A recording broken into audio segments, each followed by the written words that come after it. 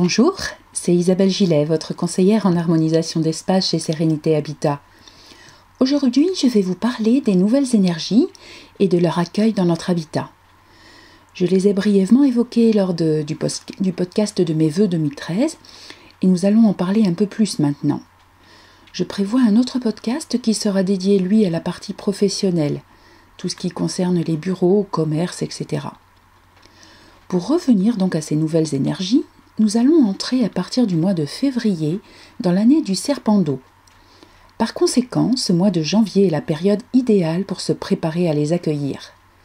Bien évidemment, pour accueillir quelque chose, nous devons avoir prévu la place nécessaire pour cela. Pour démarrer cette préparation, nous allons procéder par étapes. La première, essentielle, va consister à faire le tour des différentes pièces de notre habitat. Ainsi, pièce par pièce, nous allons passer en revue chacun des meubles qui s'y trouvent. Si le courage vous manque, commencez par un petit meuble, voire même seulement un tiroir. Prévoyez à côté de vous une poubelle, 2 sacs et une panière. Un sac destiné à ce que vous allez donner, un autre à ce que vous allez vendre, et la panière étant destinée à recevoir ce que vous allez conserver. Ouvrez la fenêtre et que la fête commence.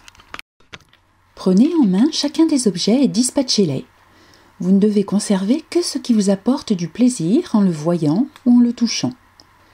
L'argument du « ça peut servir » n'est normalement pas à retenir. Mais si vous avez un doute, conservez l'objet au moins momentanément. Plusieurs astuces existent à ce niveau-là. Par exemple, prendre en photo l'objet. Vous conservez la photo et vous mettez l'objet hors de votre vision. Si au bout d'un temps raisonnable, tel que 2-3 semaines par exemple, l'objet ne vous manque pas, alors inutile de le conserver davantage. L'argument de l'objet offert en cadeau n'est pas non plus à retenir si celui-ci a une connotation négative, en vous rappelant par exemple de mauvais souvenirs ou une symbolique négative. Voilà, donc dans ces cas-là, le cadeau n'est pas forcément à conserver. Poursuivez joyeusement votre investigation, en prenant cela comme un jeu. Je donne, je vends, je jette, je conserve. Une fois cette étape achevée, nettoyez le tiroir, l'étagère, la commode, le placard, puis rangez les objets que vous avez conservés. Vous constaterez inévitablement l'espace que vous avez ainsi créé. Ce qui est valable pour les objets l'est aussi pour les vêtements.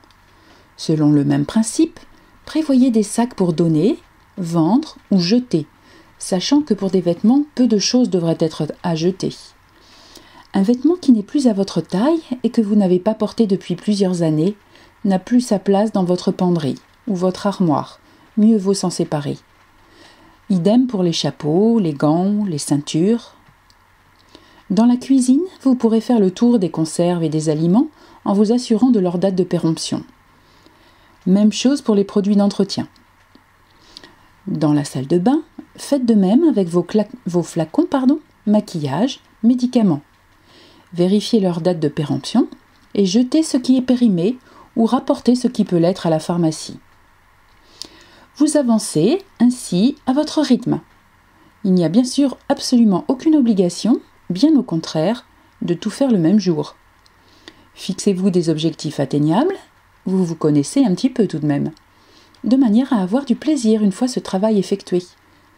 Un bon coup de serpillière ou d'aspirateur pour terminer le tout, en laissant encore un petit peu la fenêtre ouverte. Ce travail de nettoyage peut être réalisé, comme indiqué en introduction, en début d'année, c'est-à-dire avant le début de la nouvelle année Feng Shui.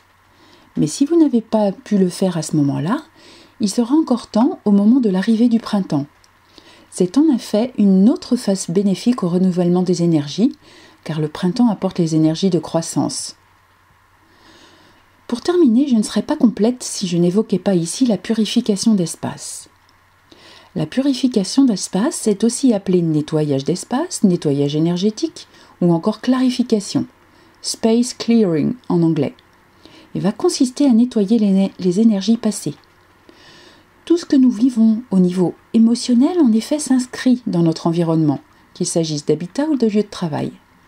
Pour effectuer ce nettoyage un petit peu particulier, nous utiliserons notamment des éléments tels que l'encens, le sel, le bruit de bols chantants, le clapping ou encore des fleurs fraîches. Je vous en dirai davantage à l'occasion d'un autre podcast dédié à cela. Voilà, j'espère vous avoir convaincu de l'intérêt d'accueillir dignement, comme il se doit, les énergies de la nouvelle année. Je vous dis à très bientôt. C'était Isabelle Gillet, votre conseillère en harmonisation d'espace chez Sérénité Habitat.